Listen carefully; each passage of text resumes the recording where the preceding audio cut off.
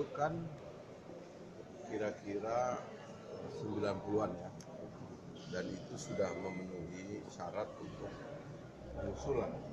Karena syaratnya itu kan 25 lebih dari satu fraksi. Jadi logikanya itu ada pengajuan, pengusulan, dan para pengusul itu menandatangani. Lalu pagi ini kami ada rapim jam 10 lewat ini. Nah, rapim ini akan membahas soal jadwal BAMUS. Gitu. Dan diantara isi daripada BAMUS itu nanti adalah permintaan persetujuan penjadwalan dari fraksi-fraksi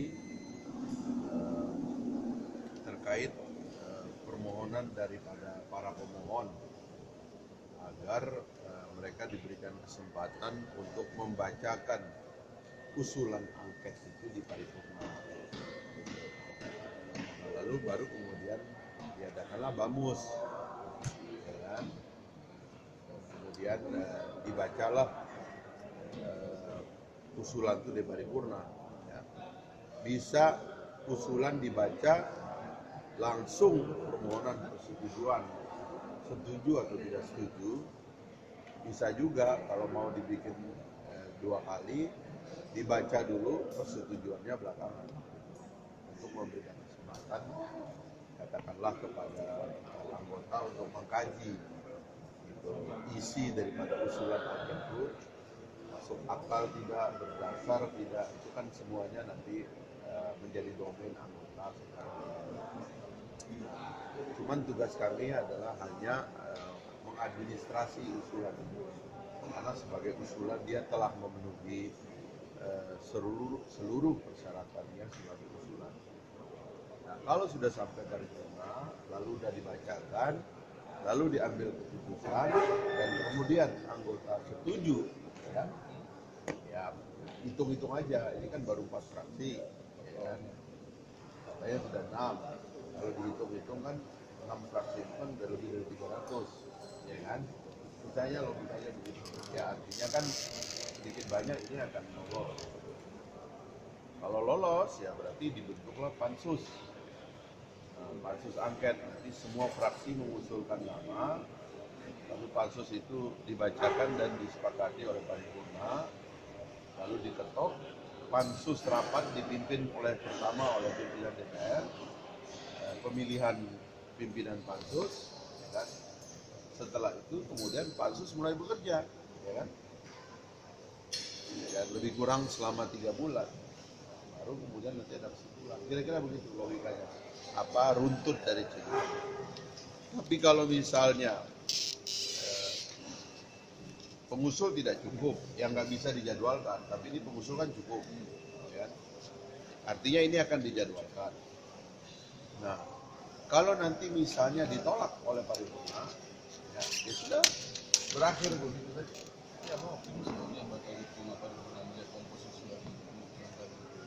Ya itu yang saya bilang. Kalau cuma 4 fraksi kurang. Gerindra 73, PKS 40, PAN 56, apa satu lagi? Demokrat 61, ya kan? Sekitar 200 dari 560.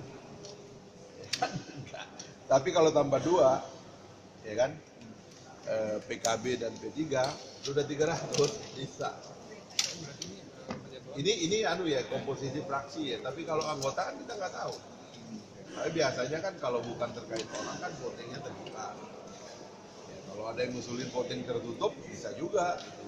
Kita nggak tahu jadi.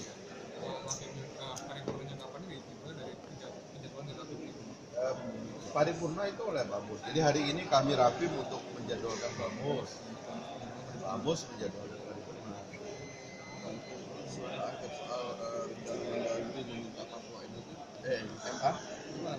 Itu ruangnya beda ya.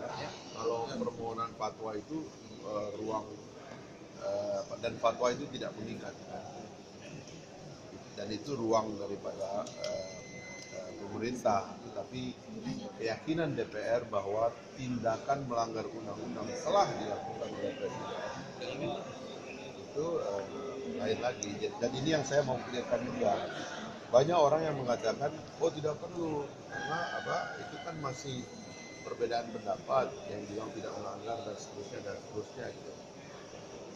Tapi kepentingan tugas pengawasan itu adalah memastikan bahwa Presiden tidak pernah melakukan tindakan pelanggaran undang-undang. Karena penting itu, dalam sebuah negara hukum itu, penting untuk memastikan Presiden tidak pernah melanggar undang-undang. Karena sumber dari kewibawaan hukum, salah satunya adalah kalau ada penguasa, pemimpin yang disiplin dengan undang-undang. Jadi itu tugas pengawasan di situ, supaya kedisiplinan itu ada di dalam pemerintahan. Nah, sekarang itu diajukan, ya kan, fatwa oleh pemerintah kepada Mahkamah Agung. Pertama-tama itu tidak mengikat dan tidak mengikat DPR juga untuk meneruskan investigasinya gitu. Dan ini kan baru investigasi atas dugaan, ya kan? Jadi saya kira bisa juga nanti angket itu keputusannya tidak ditemukan pelanggaran undang-undang. Jadi biar aja. Memang kalau tahapannya kan sebenarnya kan cek apakah yang dilakukan bisa lewat jadi komisi panja di komisi 2 langsung angket kan? Sebenarnya kalau kita dengar dari teman-teman komisi 2 ini sudah terlalu sering juga. Sudah terlalu sering juga disampaikan. Tetapi dari awal memang semacam ada itikat, ya, diam-diam begitu. Karena Mendagri sendiri kan ngapain dulu menjanjikan akan menonaktifkan Ahok setelah selesai masa kampanye. Kenapa dulu Mendagri mengatakan pasti akan menonaktifkan. Bahkan semua pejabat juga bilang gitu. Kenapa sekarang tidak? Kenapa mencari delik atau argumen baru, ya kan, yang tidak ada presidennya? Itu urusan Komisi 3, kalau Komisi 2 kalau itu sih. Kalau ini kan ini sudah level paripurna ya. Tapi sudah berkasih sudah di pimpinan. Udah. Pagi ini jadi dokumen bahan rapat. Masalah penjualan sudah layak belum sih karena ini ada dua Kalau saya itu ya sederhana ya, ini selain kita berpegang kepada aturan-aturan yang jelas interpretasinya selama ini, tidak pernah ada terdakwa yang menjabat sebagai gubernur, ya. Maka memang tidak boleh ada terdakwa yang menjabat sebagai gubernur. Rasanya tidak layak. Tapi melihat Mendagri ini apa yang dituntut Ya saya nggak tahu, tetapi kan yang terjadi sekarang Basuki sudah ngumpulin lurah-lurah, sudah pakai pakaian dinas, ya kan, roadshow kemana-mana. Sementara dua kandidat lainnya itu tidak punya akses untuk itu gitu loh. Ini kan pertandingan, ya kan. Pertama-tama ini dalam suasana tanpa pilkada pun ada ketidakadilan. Begitu ada suasana pilkada, tambah lagi ketidakadilannya. Karena memberikan akses kepada incumbent untuk menggunakan birokrasi pemerintahan, uang dan kekuasaan yang dia punya untuk memenangkan dirinya kembali. Karena dia ngumpul-ngumpulin orang di ceramah-ceramah, ya kan, padahal dia incumbent, ya kan. Harusnya masa tenang ini kan dia diem dong, ini kan terus aja. Ini memperparah keadaan sebetulnya. Jadi ini ada persoalan etika, ada persoalan hukum, dan soal kepantasan juga yang merusak hasil dari pilkada juga. Nah, ini yang saya kira jadi ada double insensitif dari pemerintah dalam hal ini melihat situasi yang ada. Ini kan pilkada putaran 1 kan 2 hari lagi, ya kan? Besok kan sehari lagi kan. Kenapa sih nggak istilahnya itu nunggu selesai aja dulu, jangan di masa tenang, Udah gitu dilantiknya masih pada hari kampanye lagi. Ya kan, bukan di masa tenang kan. Kan jam 4. Hari itunya kan berakhir jam 12 malam, jam 4 udah dilantik. Pak Fahri melihat kemarin Pak Jokowi bilang bahwa pemerintah akan netral. Apakah Bapak yakin di sini pemerintah akan netral? Ya, buktinya tidak netral. Buktinya tidak netral. Pengistimewaan kepada Saudara Basuki terlalu banyak yang dilakukan dari awal. Kan itu yang dipertanyakan oleh orang. Jadi Pak Fahri mengatakan Sekarang dalam posisi sebagai terdakwa, Basuki naik mobil dinasnya kan, dengan pendamping, ajudan, sekretarisnya segala macam yang dibiayai negara. Ada nggak terdakwa lain yang mendapatkan keistimewaan seperti itu? Ya kan, di sini anggota DPR tersangka aja udah hilang dia, ya kan?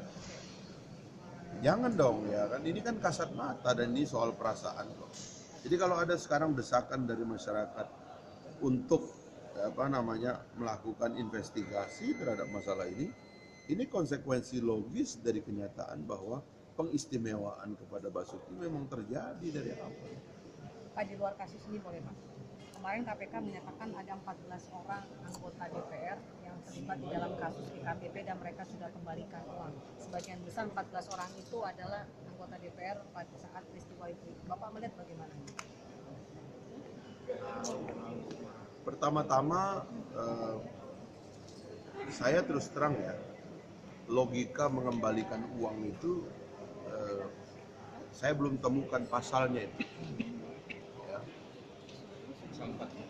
Hah? Ya kan itu, ya kan? Maksudnya itu pengembalian uang itu dalam rangka apa? Ya kan? Kalau pengakuan kan berarti kan sudah ada 14 tersangka. Ya kan begitu. Ya, transparanlah KPK gitu loh. Nah kalau dia tidak transparan itu kan ada. Transparan itu maksudnya gimana? Ya. Diungkapkan siapa yang mengembalikan atau gimana? Ya kan ini kan sekarang banyak yang tidak transparan. Ya berkali-kali saya udah mengatakan ini kan kayak ini ditutup, ini dibuka, ini ditutup, ini dibuka. Ya kan? Ini di OTT, ini hasil temuan yang itu kan gitu-gitu. Sekarang saya nanya misalnya, kenapa KPK tidak mengeksekusi keputusan Mahkamah Agung yang sudah ingkrah tentang kasus Senturi? Misalnya kayak gitu ya. Ini saya minta transparan aja, jangan mutar kemana-mana lagi, nanti OTT lagi. Saya nanya, kenapa kasus Senturi yang sudah ingkrah dan dalam keputusan pengadilan beberapa nama disebut di dalamnya, ya kan? Kenapa tidak dieksekusi? KPK menganggap itu apa? Gitu. Sekarang dia ungkap nih ada anggota DPR ngembaliin uang. Ya itu aja, itu Pak Barli itu nanya.